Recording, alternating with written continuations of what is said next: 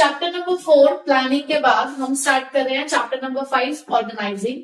Organising का मतलब है अरेंजमेंट से। अब अरेंजमेंट यहाँ पर किस चीजों का अरेंजमेंट है? यहाँ है अरेंजमेंट रिसोर्सेज का और काम का। तो ऑर्गेनाइजिंग सिर्फ एक फंक्शन ही नहीं, उस फंक्शन के अंदर एक पूरी प्रोसेस है। अब कैसी प्रोसेस है? तो स्टार्ट करते हैं इसके मीनिंग से। So organising is defined as the process. और क्योंकि ये प्रोसेस है तो दैट मीन्स इसमें भी कुछ सीरीज ऑफ स्टेप्स होंगे जो हमें परफॉर्म करने होंगे।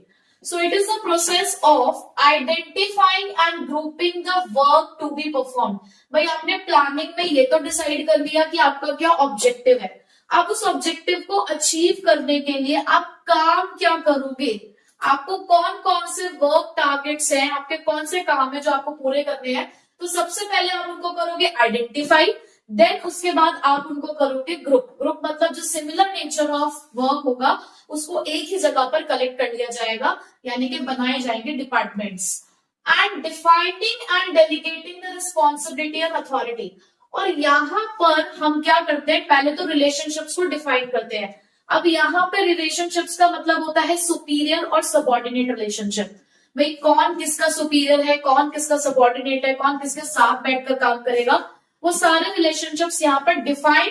देन डेलीगेट, अथॉरिटी को कर दिया था डेलीगेट। भाई जो जिस पोजीशन पे काम करता होगा उसी हिसाब से उसको वही अथॉरिटी दी जाएगी। तो कौन कौन सी अथॉरिटी और रिस्पॉन्सिबिलिटी रिलेशनशिप्स हमें बनाने हैं वो यहाँ पर हम डिफाइन कर लेते हैं। And establishing the relationship for the purpose of enabling the people to work most effectively together in accomplishing the objective. क्योंकि जब तक रिलेशनशिप्स ही क्लियर नहीं होंगे, जब तक किसी को यही नहीं पता होगा कि हम किस पोजीशन पे काम करते हैं, हमारे पास कितनी पावर है उस काम को करने की, हम किसको रिस्पॉन्सिबल है, तब तक काम शुरू नहीं हो पाएगा, तब तक जो टारगेट्स हैं वो अचीव नहीं कर पाएंगे। तो उस पर्पस के लिए ताकि लोग अपने काम को कर सके, कैसे इफेक्टिवली, यानी कि टाइम पर कर सके और टाइम पर उनके ऑब्जेक्टिव्स मिलकर पूरे किए जा सकते हो, तो उसको हम ऑर्गेनाइजिंग कहते हैं। ये पूरी चीज क्या कहलाती है? The process of organizing. अब ये जो प्रोसेस की बात कर रहे हैं तो इस प्रोसेस में क्या है? इस प्रोसेस में कुल मिलाकर 4 स्टेप है जो हमने कहीं ना कहीं डेफिनेशन में पढ़ लिए हैं। अब थोड़ा सा उसको हम सेपरेट करके पढ़ लेते हैं कि क्या है ये 4 स्टेप। तो बहुत छोटी सी प्रोसेस है ऑर्गेनाइजिंग की। आपको प्रोसेस ऑलमोस्ट अभी आने वाले सभी चैप्टर्स में पढ़नी है, जो भी फंक्शंस ऑफ मैनेजमेंट है डायरेक्टिंग को छोड़ के। तो सबसे छोटी प्रोसेस हमारी ऑर्गेनाइजिंग की होती है। सो ऑर्गेनाइजिंग की प्रोसेस का पहला स्टेप है identification and division of work. अब मैंने अभी आपको डेफिनेशन में बताया कि ऑर्गेनाइजिंग है प्रोसेस जिसके अंदर हम आइडेंटिफाई करते हैं और डिवाइड करते हैं या ग्रुप करते हैं the work to be perform. यानी कि सबसे पहले तो हमें यह आइडेंटिफाई करना है कि हमें काम करना क्या क्या है। आप एक बिजनेस खोलने के लिए जा रहे हो तो उस बिजनेस के अंदर आपको क्या क्या काम करना है, कौन से फंक्शंस परफॉर्म आपको करने पड़ेंगे, तो पहले आपको उसको आइडेंटिफाई करना है। सपोज करो कि आप फैक्ट्री है, इस मार्कर को बनाने की आपकी फैक्ट्री है, तो इस मार्कर को बनाने के लिए आपको कौन कौन से काम करने पड़ेंगे, कौन कौन से फंक्शंस आपको परफॉर्म करने पड़ेंगे, वो पहले आपको यहाँ पे आइडेंटिफाई करना है। देन उसको डिवाइड करना है। डिवाइड करने के बाद आपको करना है उनको ग्रुप, यानी कि आपको उनकी ग्रुपिंग करनी है।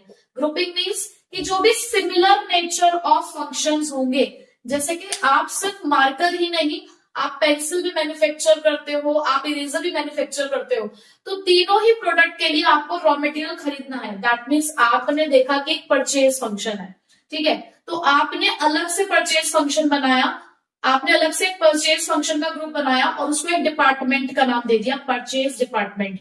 तो यहाँ पे डिपार्टमेंटलाइजेशन का मतलब होता है कि नेचर के अकॉर्डिंग, कैरेक्टरिस्टिक्स के अकॉर्डिंग जो सिमिलर नेचर वाली चीजें हैं उनको एक साइड में डाल दिया जाता है, ठीक है।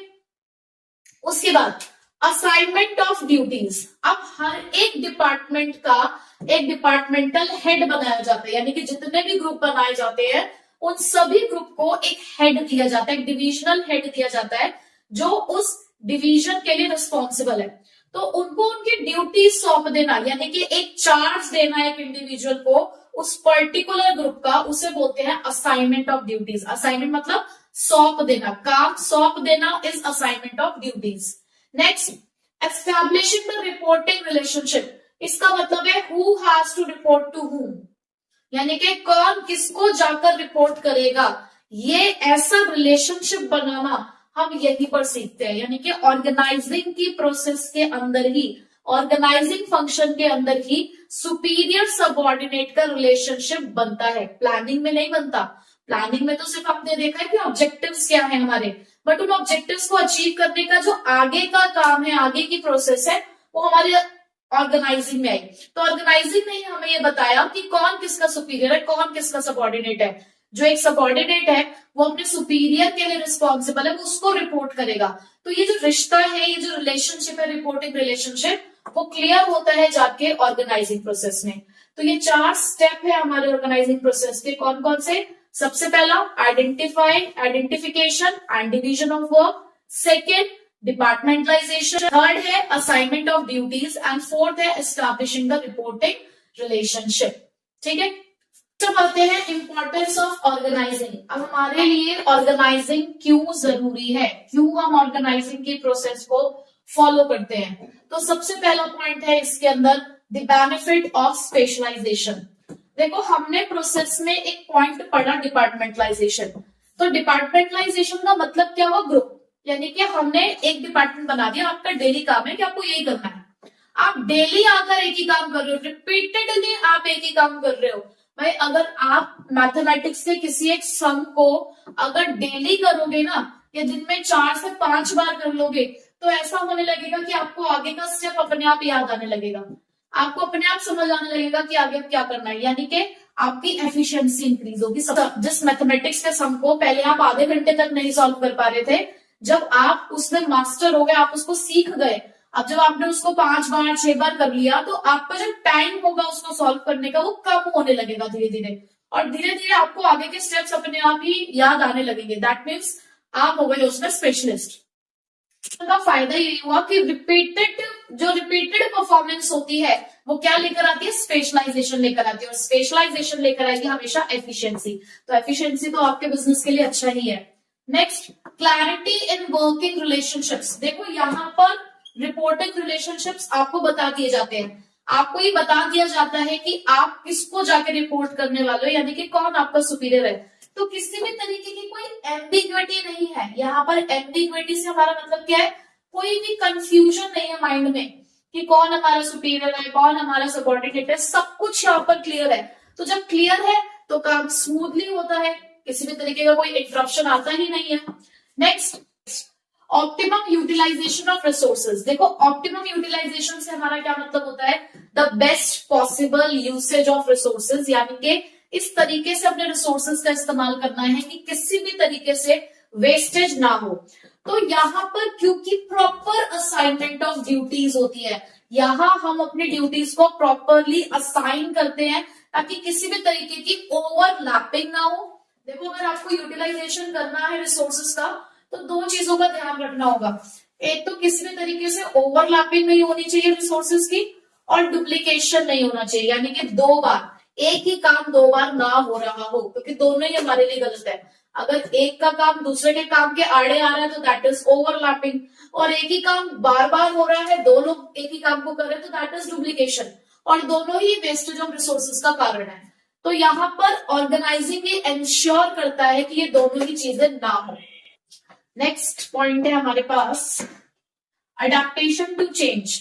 अडेप्टेशन टू चेंज के अंदर मतलब है कि ऑर्गेनाइजिंग फंक्शन हमें ये अलाउड करता है कि कभी भी बिजनेस एनवायरनमेंट चेंज हो। देखो, हमें ये पता है, हमने 3rd चैप्टर में ये पढ़ लिया है कि हमारा जो बिजनेस एनवायरनमेंट है वो कैसा है? डायनामिक है, वो लगातार बदलता रहता है। तो जैसे जैसे बिजनेस एनवायरनमेंट बदल रहा है, हमें खुद को भी बदलना होगा ना।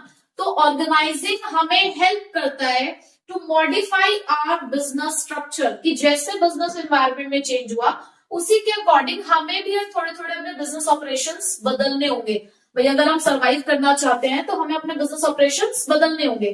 तो उस बदलते हुए इन्वायरमेंट में सरवाइव करने में ऑर्गेनाइजिंग फंक्शन हमारी हेल्प करता है, उन चेंजेस को एक्सेप्ट करके, अकोमोडेट करके।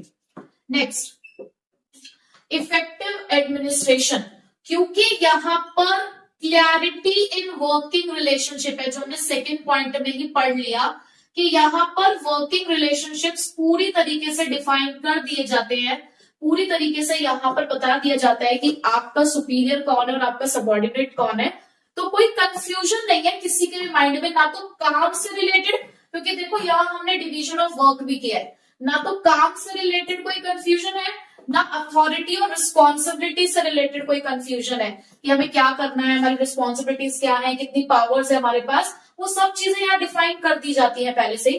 तो क्योंकि कोई कंफ्यूजन नहीं है माइंड में, तो काम रुकता नहीं है, तो इफेक्टिवली सारा काम यानी कि टाइम से आप सारा काम पूरा होता चला जाता है।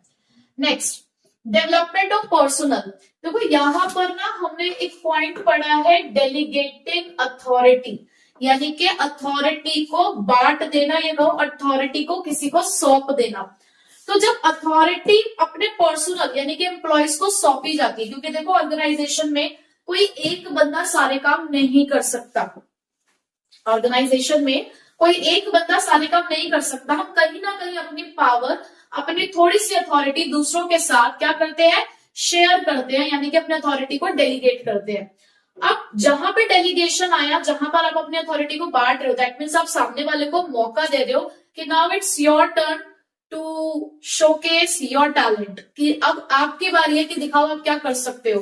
तो जब अथॉरिटी इस तरीके से डेलीगेट की जाती है, तो एम्प्लॉइज को एक चांस मिलता है टू प्रूव देमसेल्फ, कि किस तरीके से वो ये दिखा सकते हैं कि उनका टैलेंट क्या है, उनकी क्रिएटिविटी क्या है। तो इससे क्या होता है, उनका पर्सनालिटी डेवलपमेंट होता है, कहीं ना कहीं हमारे एम्प्लॉइज का डेवलपमेंट है। उसके बाद आते हैं एक्सपेंशन एंड ग्रोथ। देखो ऑर्गेनाइजिंग के ना अभी हम पढ़ने वाले हैं ऑर्गेनाइजिंग स्ट्रक्चर। सपोज करो कि जब आपने बिजनेस स्टार्ट किया तो आप एक ही प्रोडक्ट के साथ उस बिजनेस को चला रहे थे, एक ही प्रोडक्ट लाइन थी आपके पास, लेकिन धीरे धीरे क्या हुआ, आपका बिजनेस बढ़ा, अब आप और प्रोडक्ट लाइंस भी ऐड करना चाहते हो, तो आपके एग्जिस्टिंग ऑपरेशन पे उसका कोई फर्क नहीं पड़ेगा। आपको ऑर्गेनाइजिंग स्ट्रक्चर, ऑर्गेनाइजिंग ऐसे स्ट्रक्चर प्रोवाइड करता है कि अगर कल को आपको एक नया प्रोडक्ट ऐड करना हो, new department, new division add करना हो, तो बिना पुराने वाले ऑपरेशंस को डिस्टर्ब किए, यानी कि ऑलरेडी जो काम चल रहा था, बिना उसे रोके या उसमें किसी भी तरीके की बाधा लाए बिना आप अपना आगे का काम स्मूथली कर सकते हो। क्या होता है, एक और नया डिवीजन बन जाता है, उस डिवीजन को अपने फिजिकल रिसोर्सेज, अपने ह्यूमन रिसोर्सेज, फाइनेंशियल रिसोर्सेज दे दिए जाते हैं और आगे बिजनेस कंटिन्यू हो जाता है। यानी कि कल को अगर हमने बिजनेस को एक्सपेंड करना है या ग्रो करना है, तो ऑर्गेनाइजिंग फंक्शन को ढंग से परफॉर्म करो, कोई भी दिक्कत नहीं आने वाली है। तो ये थे हमारे बेनिफिट्स ऑफ ऑर्गेनाइजिंग, ठीक है। नेक्स्ट अब हम पढ़ते हैं ऑर्गेनाइजेशन स्ट्रक्चर के बारे में। ऑर्गेनाइजेशन स्ट्रक्चर क्या है कि देखो आपने ना ऑर्गेनाइजेशन के अंदर ये पढ़ा कि आप काम को आइडेंटिफाई कर रहे हो, आप उसको डिवाइड कर रहे हो, बट एक स्ट्रक्चर फॉलो करोगे ना, एक भाई किस तरीके से लोग काम करें, आपने रिपोर्टिंग रिलेशनशिप एस्टैब्लिश किए, आप अथॉरिटी रिस्पॉन्सिबिलिटी दे रहे हो, बेसिकली आप जॉब पोजीशंस डिफाइन कर रहे हो, तो उन जॉब पोजीशन को आप किस तरीके से प्लेस करोगे, उसके लिए आपको एक स्ट्रक्चर की जरूरत है, एक फ्रेमवर्क की जरूरत है, ठीक है। जैसे कि जब एक घर बनाया जाता है तो उस घर का एक ढांचा बनाया जाता है, भाई जब हम उसकी मैपिंग करते हैं तो एक ढांचा क्रिएट किया जाता है कि किस तरीके से हम उस घर को बनाएंगे। तो लाइकवाइज ऑर्गेनाइजेशन के अंदर भी जब काम होता है, जब रिलेशनशिप एस्टैब्लिश किए जाते हैं, तो उसको भी एक फ्रेमवर्क चाहिए। तो ऑर्गेनाइजेशन स्ट्रक्चर वही फ्रेमवर्क है। ये मिस्टर पीटर ने एक बात बोली ऑर्गेनाइजेशन स्ट्रक्चर के बारे में कि ऑर्गेनाइजेशन स्ट्रक्चर एक ऐसी चीज है, एक ऐसा मीन है कि अगर आपने गलत स्ट्रक्चर डिजाइन किया तो वो आपकी बिजनेस परफॉर्मेंस को तो खराब कर सकता है, इम्पेयर मतलब बिल्कुल उसको खराब कर सकता है, इवन आपके बिजनेस को भी डिस्ट्रॉय कर सकता है अगर आपने गलत स्ट्रक्चर डिजाइन किया तो। देखो वही ना कि एक घर की अगर नींव मजबूत नहीं होगी तो घर कभी भी ढह सकता है। लाइकवाइज अगर आपने भी स्ट्रक्चर गलत चूज किया तो आपका जो ऑर्गेनाइजेशन है वो भी क्या हो सकता है, डिस्ट्रॉय हो सकता है।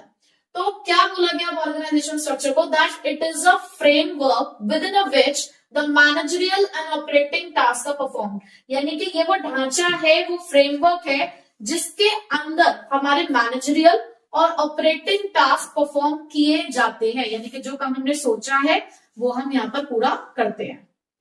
Need and importance of organisation structure, यानी कि क्यों जरूरत है ऑर्गेनाइजेशन स्ट्रक्चर की, क्या करता है ऑर्गेनाइजेशन स्ट्रक्चर जो हमें इसकी जरूरत पड़ती है।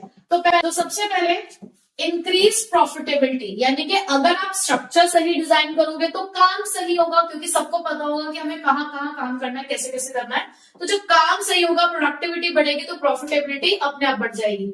उसके बाद एक अच्छे ऑर्गेनाइजेशन स्ट्रक्चर की नीड हमें तब भी पड़ती है जब हमारा ऑर्गेनाइजेशन साइज में बढ़ता है, क्योंकि जैसे जैसे ऑर्गेनाइजेशन का साइज बढ़ेगा, नंबर ऑफ लेवल्स बढ़ेंगे, नंबर ऑफ एम्प्लॉयज बढ़ेंगे, तो इन दैट केस हमें ऑर्गेनाइजेशन स्ट्रक्चर की जरूरत है। उसके अलावा it specifies the relationship between the people, work and resources. लोग कौन है, उनको काम क्या दिया गया है, और उस काम को करने के लिए रिसोर्सेज क्या दिए गए हैं, इन तीनों के बीच में एक रिलेशनशिप होना चाहिए। एक जॉब पोजीशन पे हो, देखो एक chartered accountant basically financial service देने के लिए है। अब आप उसको फाइनेंशियल सर्विसेज का काम ना देकर अगर आप उसको मार्केटिंग का काम दोगे, सेल्स का काम दोगे, तो उसका फील्ड ही नहीं है। तो एक रिलेशनशिप होना चाहिए कि आपके स्किल्स क्या है, आपको काम क्या दिया गया है, प्लस उस काम को पूरा करने के लिए आपको रिसोर्सेज क्या दिए गए हैं। ठीक है, relation and coordination among human, physical and financial resource, कहीं ना कहीं जो हमने ऊपर पॉइंट पढ़ा उसी को घुमा फिरा के एक नई लैंग्वेज में लिखा गया है। तो देखो फिजिकल रिसोर्सेज हमारे पास, यानी कि आपको रॉ मटेरियल किसी चीज का दिया गया, आपको काम किसी चीज का दिया गया है, और आपके स्किल्स किसी और चीज के लिए, यानी कि तीनों के बीच में कोई मैच नहीं है, तो कोऑर्डिनेशन भी कैसे आएगा। तो यहाँ पर ऑर्गेनाइजेशन स्ट्रक्चर कोरिलेशन और कोऑर्डिनेशन दोनों को मेंटेन करता है। उसके बाद स्मूथ फ्लो ऑफ कम्युनिकेशन, क्योंकि स्ट्रक्चर पूरा डिजाइंड है, आपको पता है कि आप किस तरीके से कम्युनिकेट कर सकते हो, आप कौन अपने सुपीरियर से डायरेक्टली बात कर सकता है, कोई नहीं कर सकता है, वो सारी चीजें यहाँ पर क्लियरली डिफाइन होती है, जिसकी वजह से कंट्रोल मैनेज करना आसान हो जाता है, तो बेटर कंट्रोल होता है यहाँ पे। उसके अलावा ये आपकी हेल्प करता है कि आप एक मिले जुले सरकार जैसे काम कर सकते हो, यानी कि एक इंटीग्रेटेड यूनिट होकर काम कर सकते हो, यानी कि एक साथ होकर काम कर सकते हो। ठीक है, तो ये तो थी इंपॉर्टेंस की क्यों चाहिए। अब इसके अंदर एक बहुत छोटा सा कॉन्सेप्ट है, span of management. Span of management का मतलब क्या होता है, देखो ये एक ऐसा नाम है जिसके नाम से आप इसका काम नहीं जज कर पा रहे हो, क्योंकि बहुत रेयर आपने कोई ऐसा कभी वर्ड सुना होगा, स्पैन ऑफ मैनेजमेंट। अगर मैं स्ट्रक्चर की बात करूं, अगर मैं ऑर्गेनाइजेशन स्ट्रक्चर को अगर ऐसे ही बोलूं कि डिफाइन करो, तो कहीं ना कहीं स्ट्रक्चर से आपके माइंड में चीजें आती होंगी कि आप लिख सकते हो, बट स्पैन ऑफ मैनेजमेंट ऐसे सुन के नहीं याद आता है कि क्या हो सकता है, तो आपको पता होना चाहिए, इसकी नॉलेज आपको होनी चाहिए कि क्या है। So span of management refers to the number of subordinates effectively managed by a superior, यानी कि स्पैन ऑफ मैनेजमेंट क्या बताता है कि कितने नंबर ऑफ सबऑर्डिनेट एक सुपीरियर इफेक्टिवली हैंडल कर सकता है, मैनेज कर सकता है, उसे स्पैन ऑफ मैनेजमेंट कहते हैं। अब जैसे कि आपके क्लासरूम भी होती है ना, आपकी क्लासरूम में सिर्फ एक टीचर है, तो उस एक टीचर को कितने स्टूडेंट्स अलॉट करने हैं एक क्लास में, ताकि वो क्लास इफेक्टिवली मैनेज की जा सके। देखो अगर एक ही क्लास में 100 बच्चा होगा तो मैनेज करना एक टीचर के लिए प्रॉब्लमेटिक है। वहीं पे 30-40 स्टूडेंट्स और हम जैसों के लिए 50 स्टूडेंट्स भी अगर हैं तो हम मैनेज कर सकते हैं, बट वहीं पे अगर आप उसको 70-80 कर दोगे कल को, तो मैनेजेबल नहीं होगा, उसके लिए 2 सुपीरियर्स की जरूरत पड़ेगी। तो यहाँ पे स्पैन ऑफ मैनेजमेंट ये कहता है कि कितना मैनेजमेंट को एक्सपेंड करना है, कितना बढ़ाना है मैनेजमेंट, कितने हमारे पास सबऑर्डिनेट्स हैं जिनको हैंडल करने के लिए हमें सुपीरियर्स चाहिए, तो उसी को बताता है span of management. It determines the level of management. देखो ये पॉइंट आपको इसमें ध्यान रखने वाला है कि स्पैन ऑफ मैनेजमेंट करता क्या है। स्पैन ऑफ मैनेजमेंट बेसिकली ये बताता है कि आपको अपने मैनेजमेंट में कितने लेवल्स रखने हैं, कितने लेवल्स हमें बनाने होंगे अपने मैनेजमेंट के अंदर, वो इसी से पता चलता है। और जब लेवल्स पता चल जाते हैं तो कहीं ना कहीं आपका स्पैन ऑफ मैनेजमेंट आपके ऑर्गेनाइजेशन स्ट्रक्चर को एक शेप देता है कि आपके ऑर्गेनाइजेशन स्ट्रक्चर की शेप कैसी होगी। ठीक है, क्लियर हो गया स्पैन ऑफ मैनेजमेंट। अब हम पढ़ने वाले हैं types of organisation structure, next topic. तो 2 तरीके के स्ट्रक्चर हमें पढ़ने हैं, एक पढ़ना है फंक्शनल और एक पढ़ना है डिविजनल। नाम से थोड़ा थोड़ा पता चल रहा होगा कि फंक्शनल स्ट्रक्चर एक ऐसा स्ट्रक्चर है जो फंक्शंस के बेसिस पे बनता है, और डिविजनल स्ट्रक्चर एक ऐसा स्ट्रक्चर है जो डिविजन्स के बेसिस पे बनता है। तो उसका थोड़ा सा और डिटेल में अभी हम पढ़ते हैं। टाइप्स ऑफ ऑर्गेनाइजेशन स्ट्रक्चर के अंदर हमारे पास ये 2 तरीके के स्ट्रक्चर है हमारे सामने, फंक्शनल और डिविजनल।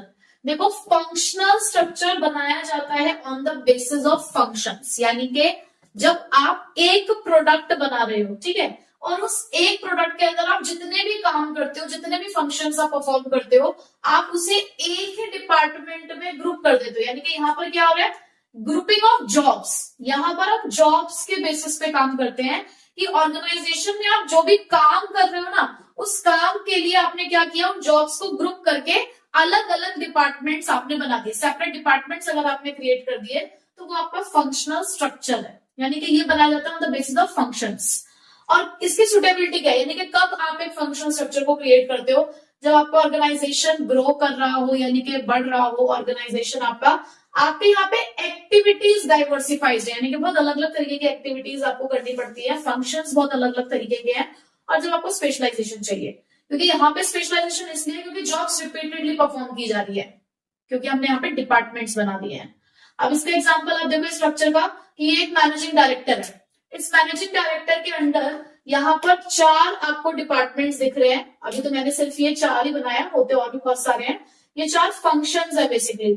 ये एचआर वाला क्या है, एचआर मतलब ह्यूमन रिसोर्स, इसका काम क्या है भाई, रिक्रूटमेंट करना, कॉम्पेंसेशन डिजाइन करना, तो ये अपना काम करता है, डेली इसका काम यही है कि ये एचआर को हैंडल करता है।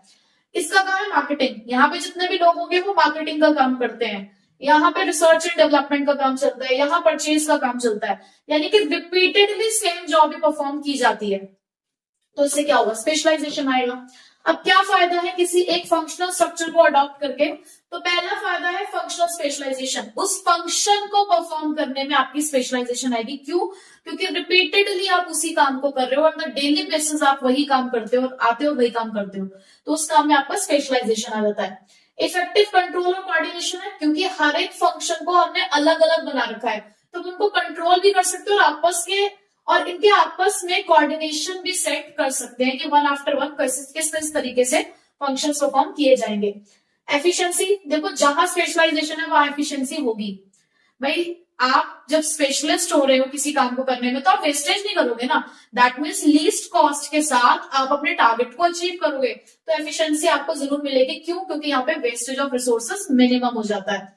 उसके बाद यहाँ कोई डुप्लीकेशन नहीं है काम का, एक ही काम को हम 2 बार नहीं करा रहे। क्यों, क्योंकि हमने तो सेपरेट डिपार्टमेंट बना दिया on the basis of functions. हम बार बार एक ही काम को नहीं कराते हैं कि एक ही काम के 2 डिपार्टमेंट है, एक ही काम का हमारे पास एक ही डिपार्टमेंट है यहाँ पर। उसके बाद ईज इन ट्रेनिंग, अब अगर सपोज करो हमें दिख रहा है कि परचेज डिपार्टमेंट में कुछ गड़बड़ चल रही है, इन लोगों को ट्रेनिंग देने की जरूरत है, तो सिर्फ परचेज डिपार्टमेंट के लोगों को ट्रेनिंग देंगे ना, पूरे ऑर्गेनाइजेशन को ट्रेनिंग देके क्या फायदा है। तो अगर हमें किसी को ट्रेनिंग देनी है और उसे किसी पर्टिकुलर डिपार्टमेंट में डालना है, तो उसी फंक्शन की हम ट्रेनिंग देंगे, तो ट्रेनिंग देना आसान हो जाता है। प्रॉपर अटेंशन, अलग अलग डिपार्टमेंट बना देने की वजह से आप हर एक फंक्शन को प्रॉपर अटेंशन दे सकते हो। जैसे कि हमने आपके अलग अलग सब्जेक्ट्स बनाए हुए हैं, उस सब्जेक्ट्स के लिए अलग अलग पीरियड्स अलॉट होते हैं, आपको स्कूल में अलग अलग टीचर अलॉट होता है, यानी कि हर एक सब्जेक्ट को ताकि प्रॉपर अटेंशन दी जा सके। ठीक है, डिसएडवांटेजेस, लेकिन देखो वही हर किसी के अगर फायदे हैं तो नुकसान भी, प्रॉज एंड कॉन्स तो होते ही हैं। तो इसके डिसएडवांटेज क्या है, फंक्शनल एम्पायर्स। देखो इसका एक एग्जांपल मैं आपको आपकी स्टडी से देती हूँ कि सपोज करो कि आपके पास जैसे कि 5 सब्जेक्ट है, अब आप ना अकाउंटेंसी में बहुत अच्छे हो, तो जब भी आपको मन करता है ना पढ़ने का, आपको पढ़ने तो देखो 5 सब्जेक्ट है ना, अगर आपको क्लास 12 सीबीएसई के एग्जाम में पास होना है तो 5 सब्जेक्ट में पास होना है आपको, बट आप 5 सब्जेक्ट में अच्छे नहीं, आपको मन नहीं करता 5 को पढ़ने का, 1 या 2 आपके फेवरेट सब्जेक्ट है, अकाउंटेंसी चलो उसमें एक पहला सब्जेक्ट में मान लेती हूँ, आपका जब मन करता है आप अकाउंटेंसी उठाते हो और उसको करने बैठ जाते हो। तो आपने पूरे साल यही किया कि आपने अकाउंटेंसी बहुत ज्यादा पढ़ी और एक हमारा जो सब्जेक्ट है वो आपने उसको बिल्कुल कॉर्नर कर दिया बेचारे को, जो कि है बिजनेस स्टडीज।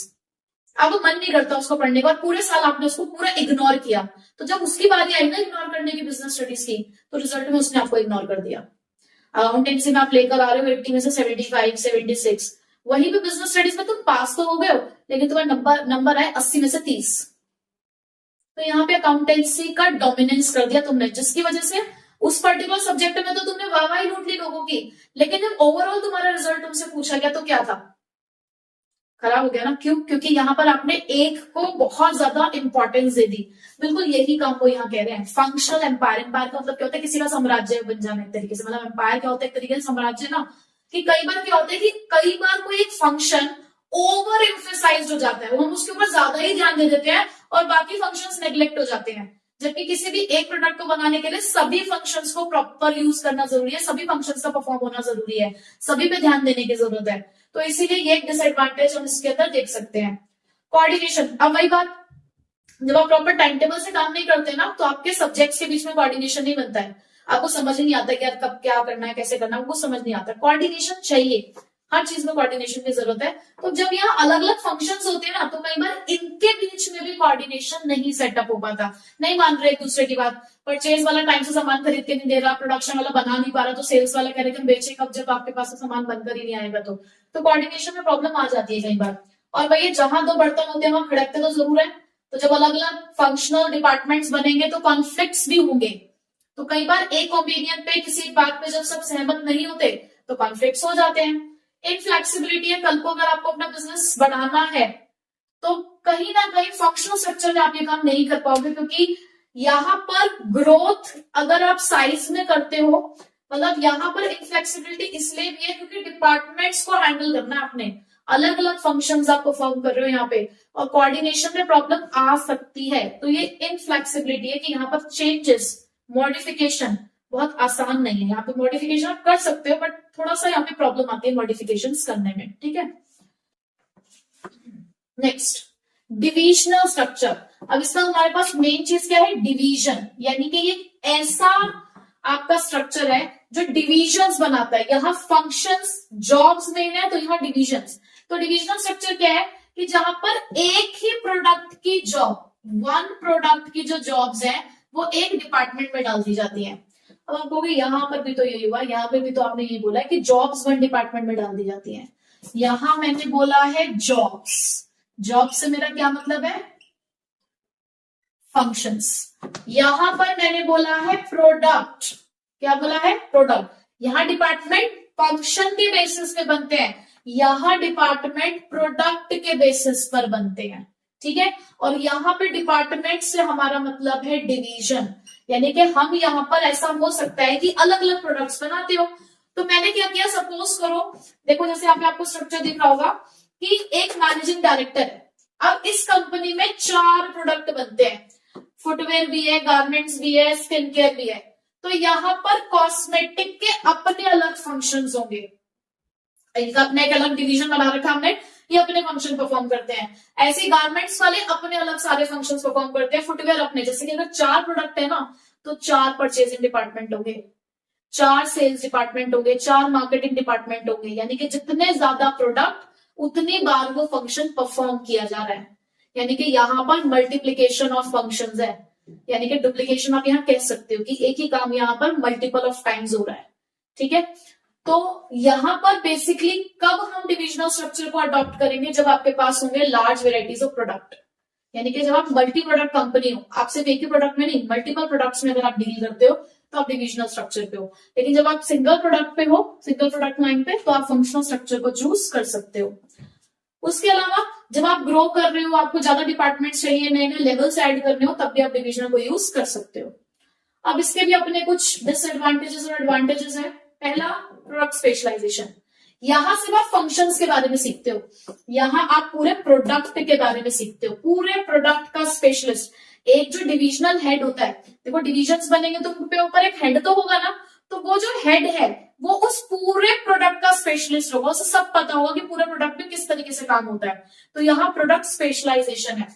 अकाउंटेबिलिटी आसान है। अकाउंटेबिलिटी का मतलब क्या होता है, being answerable for your result, जवाबदेही। अब मुझे दिख रहा है कि फुटवेयर के रेवेन्यूज कम आ रहे हैं, तो मैं क्या उसके लिए कॉस्मेटिक्स वाले से पूछूंगी, नहीं, मैं सीधे पकड़ूंगी फुटवेयर के डिविजनल हेड को कि हाँ जी भाई साहब बताओ रेवेन्यूज क्यों कम जनरेट हो रहे हैं, बाकी सारे डिवीजन में बहुत बड़े रेवेन्यू आ रहा है, आपके डिपार्टमेंट में ऐसी क्या गड़बड़ी चल रही है जो आपके डिपार्टमेंट में या आपके डिवीजन में, आपके डिवीजन में ऐसा क्या गलत चल रहा है जो रेवेन्यूज कम आ रहे हैं, ठीक है। तो अकाउंटेबिलिटी आसान है, कोई किसी के ऊपर ऐसे इल्जाम नहीं लगा सकता। यहाँ इल्जाम लगा सकते हैं, परचेज वाला कहेगा सेल्स वाले की वजह से हो रहा है, सेल्स वाला कहेगा मार्केटिंग की वजह से हो रहा है, एक दूसरे पे इल्जाम लगा सकते हैं। यहाँ वो क्या कहेगा, वही अकेला रिस्पॉन्सिबल है ना पूरे डिवीजन के लिए। फ्लेक्सिबिलिटी है, कल को मुझे 5वां प्रोडक्ट भी ऐड करना हो, बहुत इजीली ऐड कर सकती हूँ। क्यों, सब अपना अपना काम कर रहे हैं, कोई दिक्कत ही नहीं है। तो जब ऐड करना आसान है तो that means expansion and growth है। याद करो हमने इंपॉर्टेंस में ये पॉइंट पढ़ा, इसीलिए पढ़ा क्योंकि हमारे पास एक ऐसा स्ट्रक्चर है जो हमें अलाउड करता है कि बिना जो ऑलरेडी आपका काम चल रहा है उसे डिस्टर्ब किए बिना आप आगे बढ़ सकते हो, ठीक है। पर डिसएडवांटेजेस क्या है, कॉन्फ्लिक्ट्स। कब आएगा कॉन्फ्लिक्ट, जब आप कॉस्मेटिक्स वालों पे ज्यादा खर्चा कर रहे हो, उस पर ज्यादा ध्यान दे रहे हो, उनको ज्यादा रिसोर्स अलोकेट कर रहे हो, तो बाकी 3 नाराज हो जाएंगे। हमने ऐसा क्या किया, जो हमें रिसोर्सेज नहीं मिल रहे, जो हमारे ऊपर ध्यान नहीं दिया जा रहा, तो कॉन्फ्लिक्ट्स तब अराइज होंगे।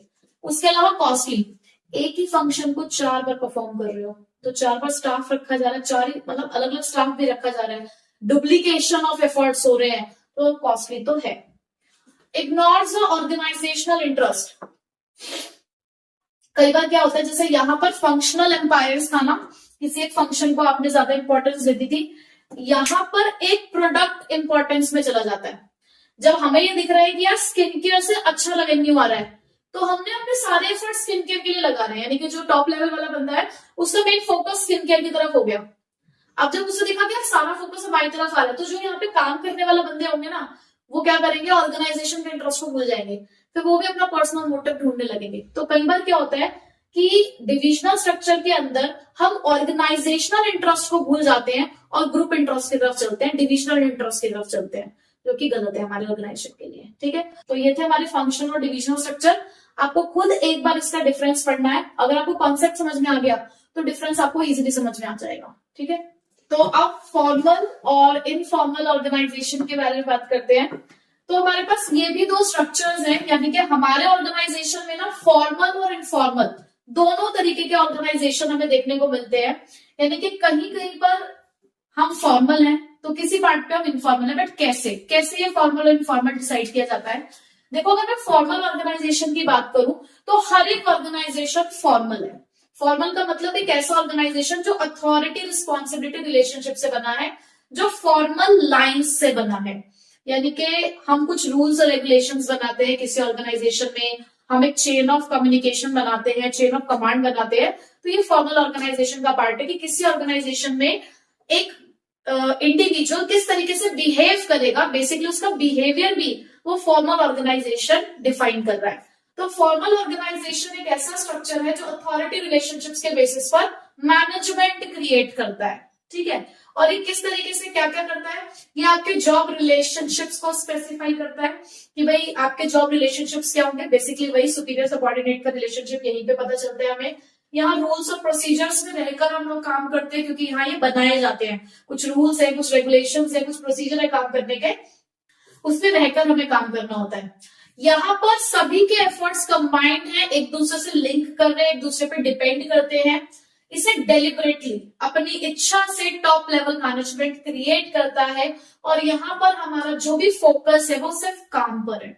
ठीक है, हम यहाँ पर इंटरपर्सनल रिलेशनशिप्स यानी कि रिश्तों को बनाने पे यहाँ पर ध्यान नहीं देते, हम यहाँ पर ध्यान देते हैं अपने काम पर। ठीक है, अब इसके एडवांटेज क्या है ऐसे फॉर्मल ऑर्गेनाइजेशन की, रिस्पॉन्सिबिलिटी फिक्स करना आसान है।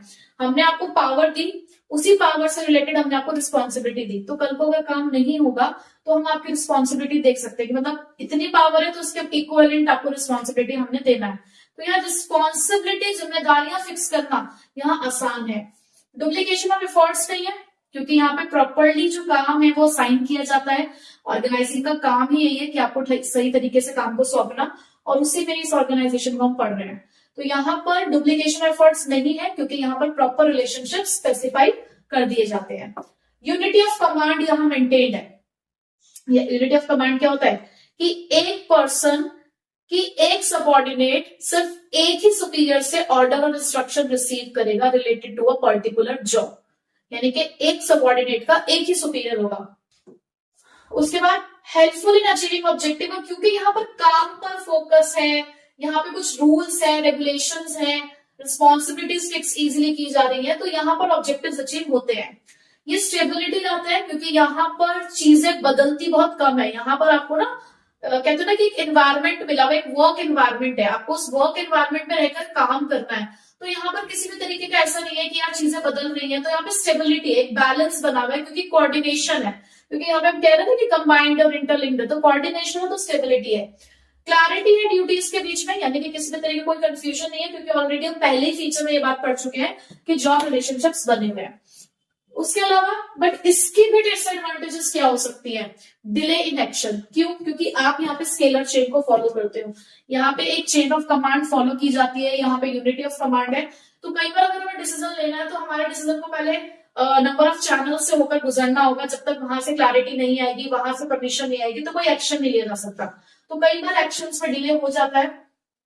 लैक ऑफ इनिशिएटिव है, क्योंकि यहाँ पे अलाउड नहीं किया जा सकता कि आप अपने रूल्स और प्रोसीजर यानी कि अपनी अथॉरिटी से आगे बढ़कर आप कुछ काम कर सके, यहाँ पे आपको वो चीज अलाउड नहीं है। तो कई बार यहाँ पर लोग इनिशिएटिव लेना पसंद नहीं करते, क्योंकि कई बार उन्हें लगता है कि अगर उन्होंने इनिशिएटिव लिया तो हो सकता है उनकी जॉब पोजीशन पे कोई खतरा हो जाए। इग्नोर्स द ह्यूमन एलिमेंट, यानी यहाँ पर आपने क्या पढ़ा, काम पर फोकस है, काम पर, लोगों पर फोकस नहीं है कि ह्यूमन बीइंग कैसे काम कर रहे हैं, मतलब जो ह्यूमन रिसोर्स है हमारा उसके ऊपर कोई फोकस नहीं है, काम पर ज्यादा फोकस है, मेन फोकस काम पर है। तो यहाँ पर आप ह्यूमन एलिमेंट को क्या कर रहे हो, इग्नोर कर रहे हो। तो ये तो वो चीज है जो अब तक पढ़ते आए हैं। अगर हम नॉर्मल भी ऑर्गेनाइजेशन के बारे में पढ़ रहे थे तो नॉर्मल ऑर्गेनाइजेशन ऐसा ही होता है जहां पर सारी चीजें रूल्स और रेगुलेशंस के अकॉर्डिंग होती है, फॉर्मल लाइंस होती है। ये क्या है, ये इनफॉर्मल ऑर्गेनाइजेशन। अब देखो इनफॉर्मल ऑर्गेनाइजेशन की हम बात करें तो जिस जगह पर हम काम करते हैं, जैसे कि हम स्कूल टीचर्स भी अगर हैं तो ठीक है हम रूल्स और रेगुलेशंस में लेकर काम करते हैं, बट क्या हम टीचर्स का आपस में कोई रिलेशनशिप नहीं है? कई बार क्या होता है कि हम लोग, भाई एक होता है बच्चों के साथ पिकनिक जाना, एक स्कूल पिकनिक होता है ना ऑर्गेनाइज होता है, तो वो तो स्टूडेंट पिकनिक होती है, वहां पर हम फॉर्मल में है, हम वहां पर एज अ टीचर बच्चों के साथ जा रहे हैं, हम वैसे आपस में एक दूसरे के साथ भी रहते हैं। लेकिन जब टीचर्स पिकनिक जाती है तो हम आपस में एक दूसरे के फ्रेंड्स होकर पिकनिक जा रहे होते हैं, तो कहीं ना कहीं वहां एक रिलेशनशिप जनरेट हुआ। और वो रिलेशनशिप कैसे जनरेट हुआ है, उसी ऑर्गेनाइजेशन में रहकर जनरेट हुआ है। जिस फॉर्मल ऑर्गेनाइजेशन के बारे में बात कर रहे हैं उसी फॉर्मल ऑर्गेनाइजेशन ने हमें आपस में बातचीत का एक जरिया दिया, जिसमें बातचीत के जरिए से हमारे बीच में एक रिलेशनशिप जनरेट हुआ है, यानी कि एक सोशल इंटरेक्शन हुआ। उस सोशल इंटरेक्शन की वजह से हमारी बातचीत हुई और एक रिलेशनशिप जनरेट हुआ।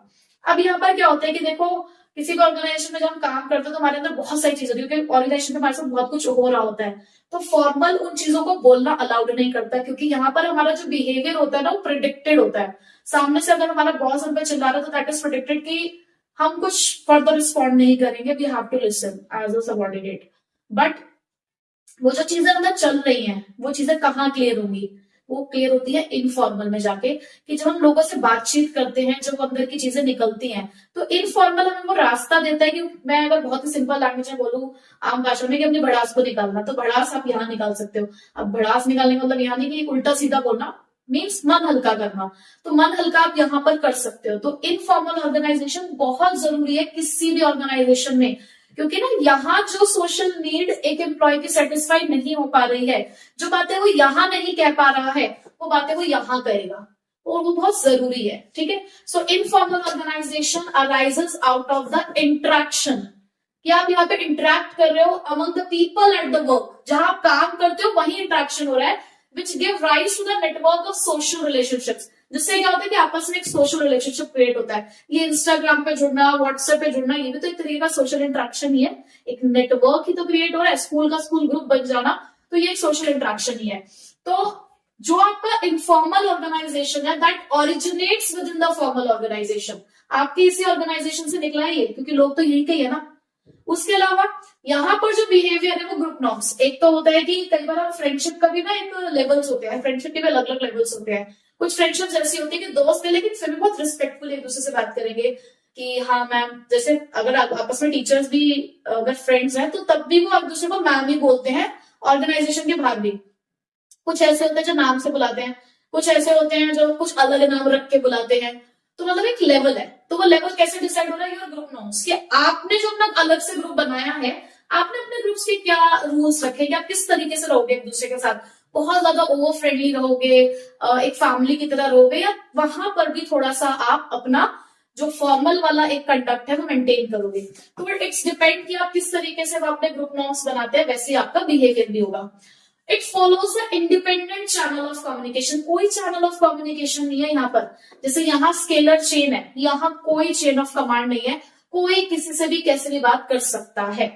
एमर्जेस स्पॉन्टेनियसली, ये तो टॉप लेवल मैनेजमेंट बनाता है। डेलिबरेटली, डेलिबरेटली मतलब अपनी इच्छा से बना रहा है, ये अपने आप ही हमारी फ्रेंडशिप किसी के साथ अपने आप ही जनरेट होती है। ऐसा नहीं होता कि कोई हमारे पास 10 दिन से रोज हमारे पास आके बैठता है, एक ही बस में हम दोनों ट्रैवल करते हैं तब भी बात नहीं करते, और एक होता है कि एक ही दिन कोई हमारे बराबर बैठा और हमारी उससे फ्रेंडशिप हो गई।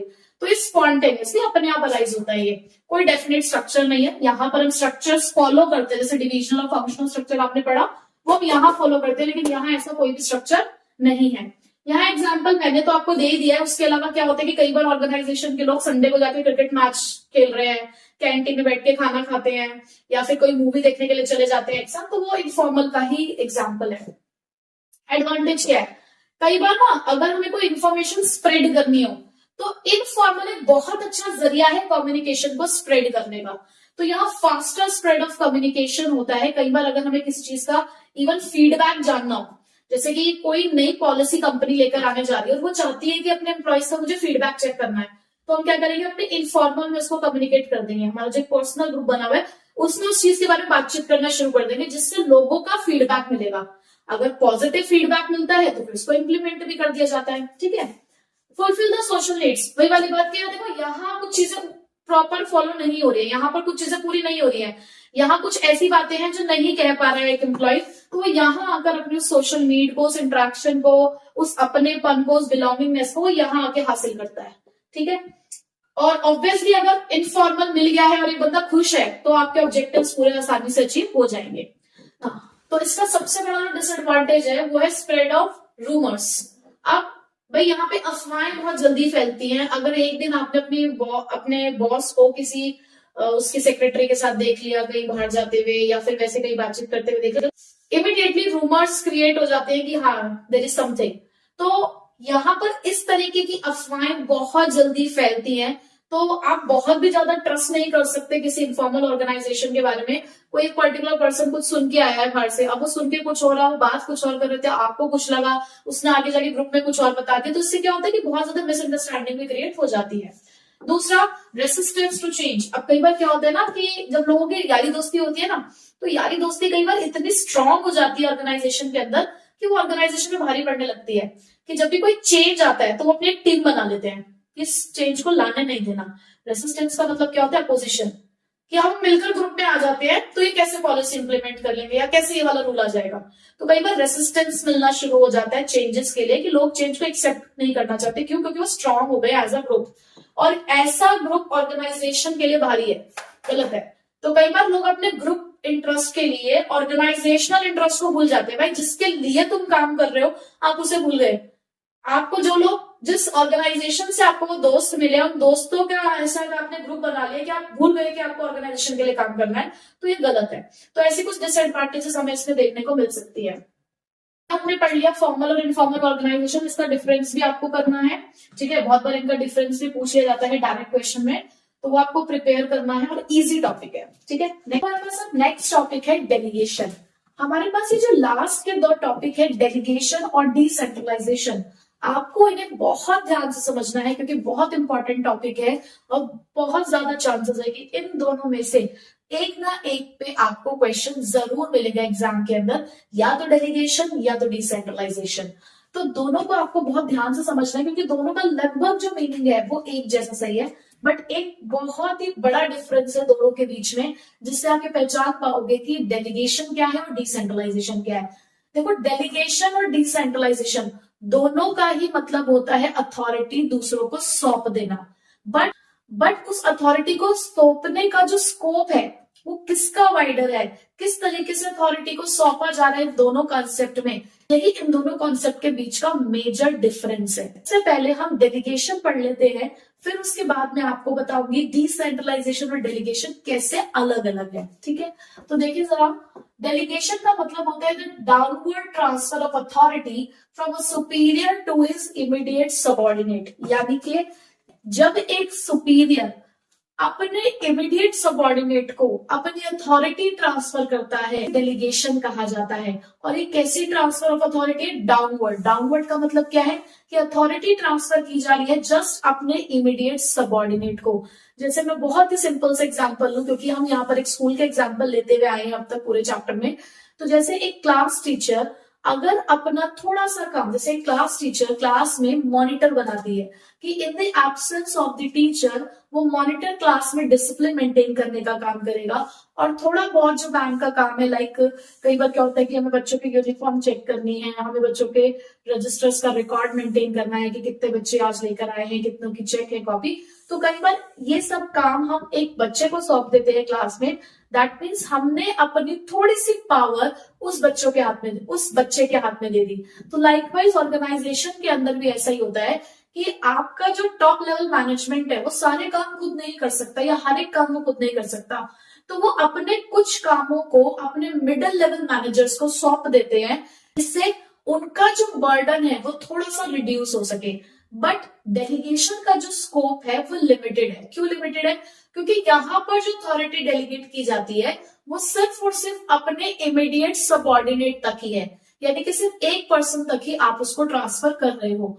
अगर आपको सभी लोगों में थोड़ी थोड़ी अथॉरिटी ट्रांसफर करनी है तो उसके लिए हमारे पास जो कॉन्सेप्ट है वो दूसरा है। ठीक है, सो डेलीगेशन हम समझ चुके हैं कि डेलीगेशन का मतलब क्या है कि सपोज ये एक सुपीरियर है और अगर ये अपनी अथॉरिटीज सबऑर्डिनेट को सौंप रहा है, सारी नहीं, सिर्फ डेली रूटीन की कुछ अथॉरिटीज, यानी कि उसके काम से रिलेटेड अथॉरिटी, आपने सबऑर्डिनेट को कुछ रिस्पॉन्सिबिलिटी दे रखी होगी, कुछ काम सौंपा होगा, तो उसके काम से रिगार्डिंग कुछ अथॉरिटी आपने इसको सौंप दी है, तो वो क्या है? डेलीगेशन। ठीक है, अब डेलीगेशन के 3 एलिमेंट्स होते हैं और वो 3 एलिमेंट्स क्या है? Authority, responsibility and accountability, ARA। तो ये ARA अब है क्या?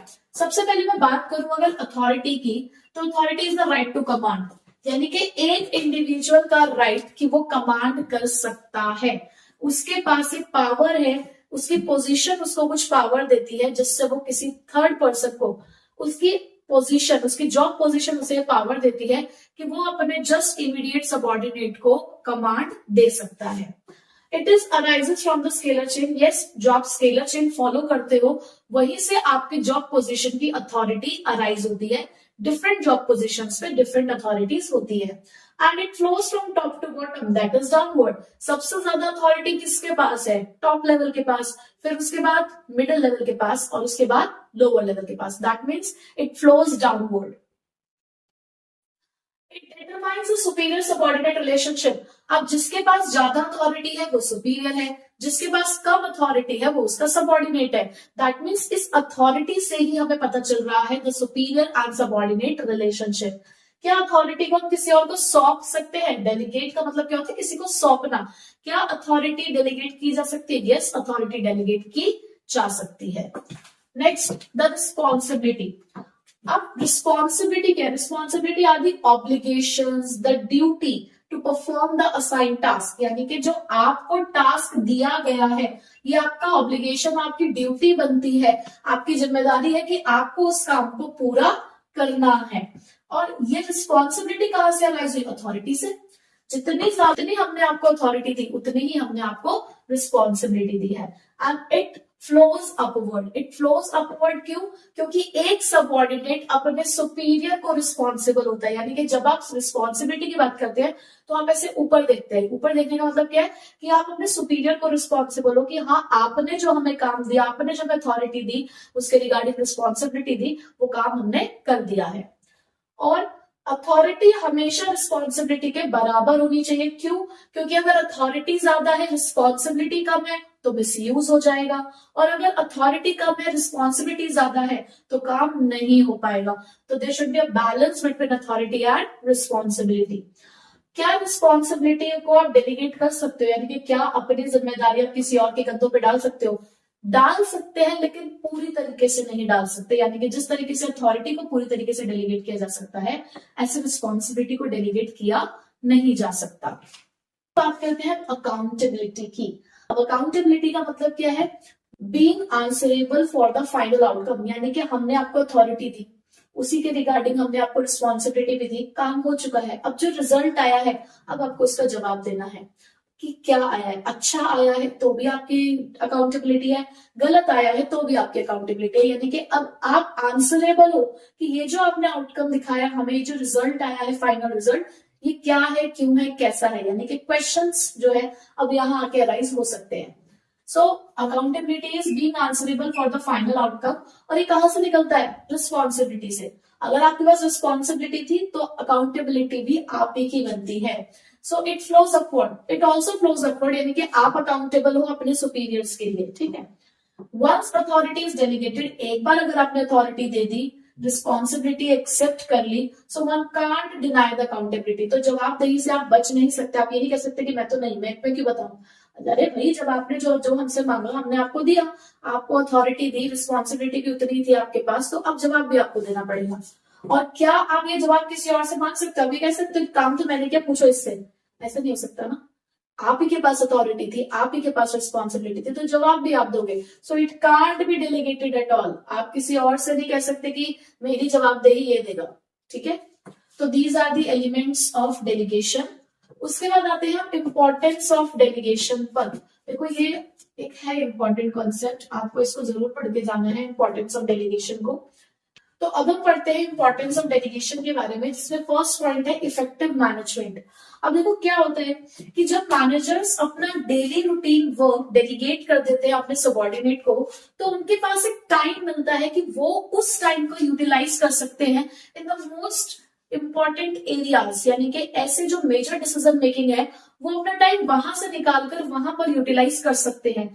तो जब डेलीगेशन किया जाता है तो मैनेजर्स का वर्क लोड रिड्यूस होता है, क्योंकि अब उन्हें वो डेली रूटीन का काम नहीं करना, क्योंकि अब वो डेली रूटीन के काम से अपना जो ध्यान है वो हटाकर उन एरियाज में लगा सकते हैं जहां पर स्ट्रैटेजिक इंपॉर्टेंस, यानी कि जहां पर बहुत ज्यादा ध्यान देने की जरूरत है। डेलीगेशन की वजह से हम अपने एम्प्लॉयज को एम्पावर कर रहे हैं। एम्पावर का मतलब क्या होता है कि उनको ये अथॉरिटी दे रहे हैं कि अब आप ये जो डेली रूटीन का वर्क है ये आप खुद अपने तरीके से करेंगे। तो इससे मैनेजर्स को टाइम मिलता है कि अब वो इंपॉर्टेंट मैटर्स पर ज्यादा कॉन्सेंट्रेट कर सकते हैं। उसके अलावा जब उन्हें डेली रूटीन का काम खुद नहीं करना पड़ता तो उनको ये अपॉर्चुनिटी मिलती है कि वो और न्यू एरियाज के अंदर एक्सेल कर सकते हैं, यानी कि और न्यू एरियाज को एक्सप्लोर कर सकते हैं और उसमें एक्सेलेंस क्रिएट कर सकते हैं, जो कि ऑर्गेनाइजेशन के लिए काफी अच्छा होता है।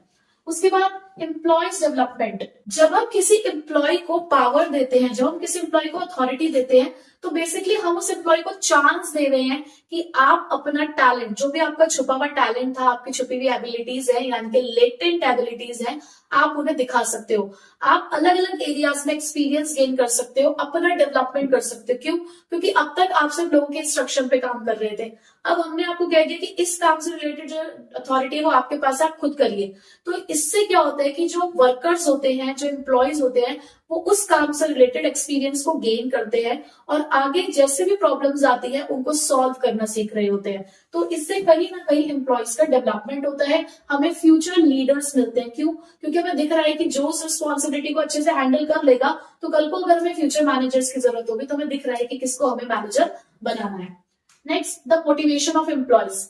जब कोई एक सुपीरियर अपने सबॉर्डिनेट को काम सौंपता है तो कहीं ना कहीं ये एक ट्रस्ट है उस सुपीरियर का अपने उस सबॉर्डिनेट पे, और उस सबॉर्डिनेट का कमिटमेंट है अपने सुपीरियर के टुवर्ड्स कि हमें इस काम को पूरा करना है। देखो इतने सारे लोगों में से जब एक क्लास होती है और उस पूरी क्लास में से 50 स्टूडेंट्स की या 40 स्टूडेंट्स की क्लास है, उसमें से जब किसी एक बच्चे को हेड बॉय या हेड गर्ल या फिर मॉनिटर बनाया जा रहा है, तो कहीं ना कहीं एक सुपीरियर का या उस टीचर का एक ट्रस्ट है उस बच्चे के ऊपर कि ये उस काम को कर सकता है।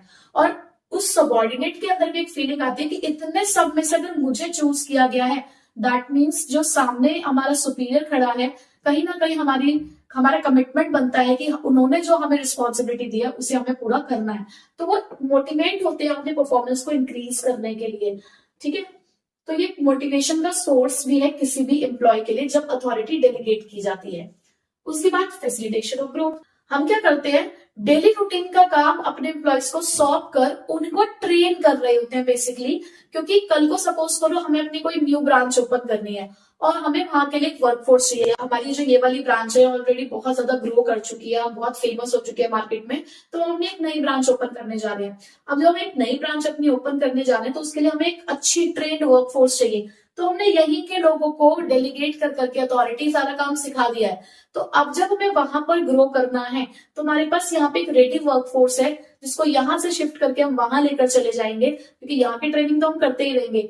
तो हमारे पास उस न्यू ब्रांच में एक रेडी वर्कफोर्स होगी और जब वहां पे ट्रेड लोग जाएंगे स्टार्टिंग से ही, तो अपने आप ही वो ब्रांच भी ग्रो कर जाएगी। यानी कि अगर हमें ग्रो करना है तो डेलीगेशन हमें ग्रो करने में भी मदद करती है। क्यों? क्योंकि यहाँ पर डेलीगेशन की वजह से एक तरीके से एम्प्लॉयज की ट्रेनिंग चल रही होती है। उसके बाद it is the basis for the management hierarchy.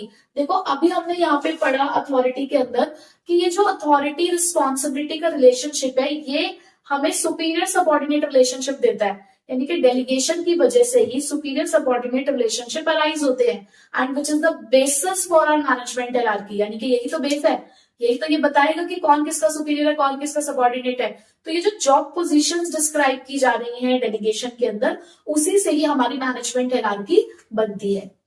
Better coordination, ये जो हमारे पास 3 एलिमेंट है, अथॉरिटी, रिस्पॉन्सिबिलिटी, अकाउंटेबिलिटी, ये हमें बताती है the power, duties and answerability of different job position in the organisation की। जो अलग अलग जॉब पोजीशन है उसमें हर जॉब पोजीशन की क्या अथॉरिटी है, क्या रिस्पॉन्सिबिलिटी है, क्या आंसरेबिलिटी है।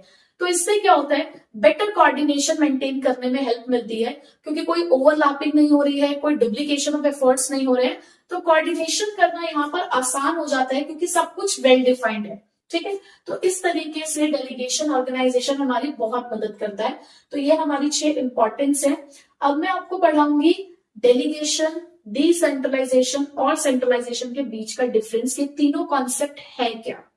तो अब हम पढ़ते हैं इन 3 कॉन्सेप्ट्स के बीच का डिफरेंस। देखो, जब हम बात करते हैं सेंट्रलाइजेशन की, तो सेंट्रलाइजेशन का मतलब होता है कि जहां पर डिसीजन मेकिंग अथॉरिटी, ध्यान से इस चीज को सुनना है आपने, डिसीजन मेकिंग अथॉरिटी सिर्फ और सिर्फ टॉप लेवल मैनेजमेंट के हाथों में है। यानी कि जहां पर सबऑर्डिनेट्स के पास अपना, यानी कि जहां पर हर एक डिसीजन टॉप लेवल मैनेजमेंट लेता है, यानी कि चाहे छोटे से छोटा, बड़े से बड़ा डिसीजन, हर तरीके का डिसीजन सिर्फ और सिर्फ टॉप लेवल मैनेजमेंट ही लेता है। यहां पर एम्प्लॉइज को अथॉरिटीज नहीं दी जाती कि वो खुद से किसी भी चीज का डिसीजन ले सके। तो ऐसा ऑर्गेनाइजेशन सेंट्रलाइज्ड ऑर्गेनाइजेशन कहलाता है, और इसी को हम सेंट्रलाइजेशन कहते हैं। सेंट्रलाइजेशन का मतलब क्या होता है, कंसंट्रेशन, यानी कि एक ही सेंटर है जहां से सब कुछ ऑपरेट किया जाएगा। तो सेंट्रलाइजेशन के अंदर सारी डिसीजन मेकिंग अथॉरिटी सिर्फ और सिर्फ टॉप लेवल के हाथों में होती है। तो कोई भी ऑर्गेनाइजेशन सिर्फ सेंट्रलाइज हो सकता है क्या? अगर बहुत छोटा ऑर्गेनाइजेशन है आपका तो सेंट्रलाइजेशन से काम चल सकता है, बट जैसे जैसे आपका ऑर्गेनाइजेशन ग्रो करेगा आप सेंट्रलाइजेशन से काम नहीं चला पाओगे। क्योंकि सिर्फ एक ही इंडिविजुअल सारे काम नहीं कर सकता, कहीं ना कहीं आपको अपनी अथॉरिटी को डेलीगेट करना ही पड़ेगा। कंप्लीट सेंट्रलाइजेशन रिकमेंड नहीं किया जाता है। उसके बाद हम आते हैं डेलीगेशन पे। अभी जस्ट हमने डेलीगेशन पढ़ा, that delegation is the transfer of authority from a superior to his immediate subordinate. यानी कि यहाँ पर एक सुपीरियर है और उसके जस्ट नीचे अगर कोई एक सबऑर्डिनेट है तो यहाँ पर अथॉरिटी इसको ट्रांसफर की जा रही है। मैं डिसेंट्रलाइजेशन में भी यही बोलूंगी that it is also a transfer of authority, but देखो यहाँ पर मैंने नंबर ऑफ सबऑर्डिनेट्स को इंक्रीज कर दिया है। तो ये क्या हुआ, यहाँ पर ये जो आपका सुपीरियर है ये अपनी अथॉरिटी को कर रहा है डिस्पर्स्ड, यानी कि जैसे कि यहां पर हम यूज करते हैं word the transfer of authority from a superior to his immediate subordinate, यहां आप कह सकते हो that decentralisation is the dispersal of authority to the lowest levels of management. यानी कि जब सभी लोवेस्ट लेवल्स ऑफ मैनेजमेंट में अथॉरिटी को बांट दिया जाता है तो उसे डिसेंट्रलाइजेशन कहते हैं। यानी कि डिसेंट्रलाइजेशन में आपका पूरा ऑर्गेनाइजेशन इन्वॉल्व हो गया है, टॉप लेवल ने सभी को अपने काम से रिगार्डिंग जितनी भी अथॉरिटी वो सबको सौंप दी, यानी कि पूरे लोवेस्ट लेवल ऑफ मैनेजमेंट में अथॉरिटी को बांट दिया गया है। हम ये नहीं कह रहे कि सारी अथॉरिटीज बांट दी गई हैं, उनके काम के रिगार्डिंग जितनी रिस्पॉन्सिबिलिटी है उसी के इक्विवेलेंट अथॉरिटीज हमने सभी लोवेस्ट लेवल्स को बांट दिया है। तो this is known as the decentralisation, यानी कि यहाँ पर जो स्कोप है अथॉरिटी को डिस्ट्रीब्यूट करने का वो वाइडर है। ठीक है, और हम इसके लिए ये भी कहते हैं that when we delegate an authority we multiply by 1, क्योंकि देखो एक और एक हम एक ही से मल्टीप्लाई कर रहे हैं, but when we decentralize our authority we multiply by many, यानी कि यहाँ पर बहुत सारे लोगों के साथ हम मल्टीप्लाई करते हैं, क्योंकि बहुत सारे लोगों के साथ हम अपनी अथॉरिटी को डिस्ट्रीब्यूट करते हैं, हम अपनी अथॉरिटी को शेयर करते हैं। ठीक है, उसके बाद क्या डेलीगेशन कंपलसरी है? यस, किसी भी ऑर्गेनाइजेशन में डेलीगेशन एक कंपलसरी एक्ट है, क्योंकि एक इंडिविजुअल सारे काम नहीं कर सकता। बट क्या डिसेंट्रलाइजेशन कंपलसरी है? नहीं, इट इज टोटली ऑप्शनल। ये टॉप लेवल मैनेजमेंट का डिसीजन मेकिंग है कि वो डिसेंट्रलाइज करना चाहते हैं अपने ऑर्गेनाइजेशन को या नहीं करना चाहते हैं। ठीक है, तो क्या एक ऑर्गेनाइजेशन सेंट्रलाइज होना चाहिए, डिसेंट्रलाइज होना चाहिए? ना ही कोई ऑर्गेनाइजेशन कंप्लीट सेंट्रलाइज होना चाहिए, ना ही कंप्लीट डिसेंट्रलाइज होना चाहिए। There should be a balance between these two, क्योंकि जो इंपॉर्टेंट एरियाज हैं, जो इंपॉर्टेंट पॉलिसी मैटर्स हैं, वो भाई टॉप लेवल के हाथों में ही होने चाहिए। बट हाँ, जो डेली रूटीन का काम है, जो भाई आपने किसी को अगर कोई रिस्पॉन्सिबिलिटी दी है, तो उसको उसके काम से रिलेटेड अथॉरिटी भी आप उसे ही दे दो, उसको आपसे पूछना ना पड़े अपने काम के लिए कि क्या मैं ये काम कर लूं, वो अपने काम से रिलेटेड जो डिसीजन है वो खुद ले सके, तो इतनी पावर उसके हाथ में होनी चाहिए। तो उसके लिए डिसेंट्रलाइजेशन इज गुड। तो आपको बैलेंस बनाना होगा सेंट्रलाइजेशन और डिसेंट्रलाइजेशन के बीच में। तो आपको इन दोनों के बीच का डिफरेंस सबसे ज्यादा जानना है, कि क्योंकि जब केस स्टडी आती है तो पहचानने में बड़ी समस्या होती है बच्चों को कि डेलीगेशन है डिसेंट्रलाइजेशन। क्यों? क्योंकि पढ़ने में ऑलमोस्ट सेम सा लगता है, क्योंकि यहाँ पर अथॉरिटी बांटी जा रही है। तो बस आप ऐसे इस चीज को चेक करना कि अगर आपके अथॉरिटी को डिस्ट्रीब्यूट करने का जो स्कोप है, शेयर करने का जो स्कोप है, अगर वो लिमिटेड है टू ओनली वन सबऑर्डिनेट, तो वो डेलीगेशन है। बट अगर वही स्कोप पूरे ऑर्गेनाइजेशन को साथ में लेकर चल रहा है, पूरे ऑर्गेनाइजेशन में अगर उसको बांटा गया है to all the lowest levels of management, that means वो डिसेंट्रलाइजेशन है। ठीक है, तो अब हम पढ़ते हैं कि क्या है इंपॉर्टेंस डिसेंट्रलाइजेशन की। बच्चों, डिसेंट्रलाइजेशन की इंपॉर्टेंस को पढ़ाने से पहले मैं आपको ये भी कहना चाहूंगी कि डेलीगेशन और डिसेंट्रलाइजेशन के बीच का डिफरेंस भी आपको पढ़ना है, क्योंकि आपको पता होना चाहिए कि डेलीगेशन से क्या होता है और डिसेंट्रलाइजेशन से क्या होता है। तो एक बार उसके डिफरेंस को आप जरूर पढ़ लीजिएगा। अब हम आते हैं इंपॉर्टेंस ऑफ डिसेंट्रलाइजेशन पे। तो ये भी आपका एक इंपॉर्टेंट कॉन्सेप्ट है, दोनों की इंपॉर्टेंस आपको पढ़कर जानी है। Develops initiative among employees. Initiative का मतलब क्या होता है? खुद आगे बढ़कर काम करना। डिसेंट्रलाइजेशन की वजह से सबऑर्डिनेट्स इनिशिएटिव लेना सीखते हैं। कैसे? क्योंकि जब आपको आपकी अथॉरिटीज दे दी जाती है तो एक सेल्फ कॉन्फिडेंस आता है, एक सेल्फ रियलाइंट आता है। क्यों? क्योंकि आपको कह दिया गया है कि देखो हमने आपको अथॉरिटी दे दी, काम भी दे दिया, अथॉरिटी भी दे दी, अब आप देखो आपको क्या करना है। अब आपके सामने बहुत सारी प्रॉब्लम्स आएंगी, तो अब आप उन प्रॉब्लम्स से लड़ना खुद सीखेंगे। अब जैसे कि सपोज करो कि किसी एक फादर ने अपने बेटे को एक दुकान चलाने के लिए दी, वो चाहते हैं कि कल को भैया बिजनेस इसी ने ही संभालना है, तो इसको सिखाना तो पड़ेगा। तो उन्होंने क्या किया कि उसको दुकान चलाने के लिए दी कि भैया ये चाबी तुम्हारी है, मुझसे कुछ भी पूछने की जरूरत नहीं है, इसमें जो डिसीजन लेना है वो तुम ही लोगे। अब भैया वो बच्चा नया नया है, पहले दिन उसको बड़ी समस्या आई दुकान को चलाने, बहुत सारी प्रॉब्लम्स उसके सामने आई, बहुत परेशान सा हो गया। लेकिन धीरे धीरे जैसे उसे 10 दिन हुए, 15 दिन हुए, 20 दिन हुए, तो उसको समझ आने लगा कि यार क्या प्रॉब्लम्स होती है, उसका क्या सोल्यूशन निकल सकता है। तो वो इनिशिएटिव लेना सीखेगा, उसके अंदर खुद ही एक कॉन्फिडेंस बिल्डअप होगा, वो खुद ही सेल्फ रिलायंट बनेगा। क्यों? क्योंकि उसे खुद ही डिसीजन लेना है, उसे पता है कि इस प्रॉब्लम का सोल्यूशन अब ये हो सकता है, तो वो इनिशिएटिव लेना सीखेंगे। तो इसी तरीके से ऑर्गेनाइजेशन के अंदर भी होता है कि जब डिसेंट्रलाइजेशन की वजह से एम्प्लॉयज को पावर दी जाती है, अथॉरिटी दी जाती है, तो वो अपने आने वाली प्रॉब्लम्स को सॉल्व करना खुद सीखते हैं, अपने खुद के डिसीजन पे डिपेंड होते हैं। और इससे हमें ये भी पता चलता है कि कौन से ऐसे हमारे एम्प्लॉयज हैं जो डायनामिक लीडर्स बन सकते हैं इन फ्यूचर। ठीक है, next is develop the managerial talent for the future. कहीं ना कहीं ये जो हम इस तरीके से अथॉरिटीज को बांट रहे हैं, तो हमें ये पता चलता है कि कौन सा हमारा खजाना है ऑर्गेनाइजेशन में, यानी कि कौन से हमारे वो क्वालिफाइड पर्सनल है जो कल को फ्यूचर मैनेजर्स बन सकते हैं, कौन से वो लोग हैं जो रिस्पॉन्सिबिलिटीज को हैंडल कर पा रहे हैं, और कौन से ऐसे लोग हैं जो रिस्पॉन्सिबिलिटीज हैंडल नहीं कर पा रहे। क्यों? क्योंकि अब तक जब भी ये फंसते थे हम इन्हें बचा लेते थे, अब हमने इनको इनके हाल पे छोड़ दिया कि भाई देखो हमने आपको सब कुछ सौंप दिया है, काम करने के लिए जो जो चीजें आपको चाहिए थी वो हमने आपको सब दे दिया है, अब आप देखो आपको क्या करना है। तो कुछ लोग ऐसे होंगे जो उसको बहुत अच्छे से हैंडल कर पा रहे होंगे, बहुत अच्छे से उन्होंने सब चीजों को कर लिया। कुछ ऐसे एम्प्लॉयज होंगे जिनको कुछ समझ ही नहीं आ रहा होगा कि ये सब चीजें कैसे करनी है। अथॉरिटी है, अथॉरिटी को इस्तेमाल करना भी तो आना चाहिए, तो कुछ लोग नहीं कर पा रहे हैं। तो यहाँ हमें पता चलेगा कि कौन से हमारे ऐसे एम्प्लॉयज हैं जो इन फ्यूचर हायर रिस्पॉन्सिबिलिटीज भी ले पाएंगे। तो इससे हमें फ्यूचर मैनेजर्स ढूंढने में भी मदद मिलती है। क्विक डिसीजन मेकिंग, क्योंकि यहाँ पर डिसीजन मेकिंग पावर आप ही के हाथों में सौंप दी गई है। क्योंकि डिसेंट्रलाइज्ड ऑर्गेनाइजेशन के अंदर आपको चैनल्स के थ्रू नहीं होकर गुजरना होता, मतलब आपको परमिशन नहीं लेनी है। क्यों? क्योंकि हमने आपको आपके काम से रिलेटेड अथॉरिटी दे दी है, जहां एक्शन होना है डिसीजन मेकिंग अथॉरिटी भी वहीं पर है, तो आपको नंबर ऑफ चैनल से होकर गुजरना ही नहीं है। तो इससे ना तो इंफॉर्मेशन डिस्टॉर्ट होगी, ना ही डिले होगा। क्योंकि अगर सेंट्रलाइजेशन होता तो आपको क्या करना पड़ता, पहले टॉप लेवल से पूछना पड़ता, मतलब पूरा वो चैनल आपको फॉलो करना पड़ता, जिसमें कई बार क्या होता है कि डिले हो जाता है। बट डिसेंट्रलाइजेशन आपको अलाउड करता है कि आप काम कर रहे हो, आपको कोई डिसीजन लेना है आप तुरंत ले सकते हो, आपको किसी से परमिशन लेने की जरूरत नहीं है। But yes, within your authority आप उस डिसीजन को ले सकते हो। Relief to top level management, क्योंकि यहाँ पर हमने अपने काम को सौंप दिया है, जो हमारे मैनेजर्स है उन्होंने अपने कंधों का जो बर्डन है उसे अपने एम्प्लॉइज को सौंप दिया है कि देखो रिस्पॉन्सिबिलिटी आपके हाथों में, अथॉरिटी आपके हाथों में, अब आपको हम देख नहीं रहे हैं, तो डायरेक्ट सुपरविजन की भी जरूरत नहीं है।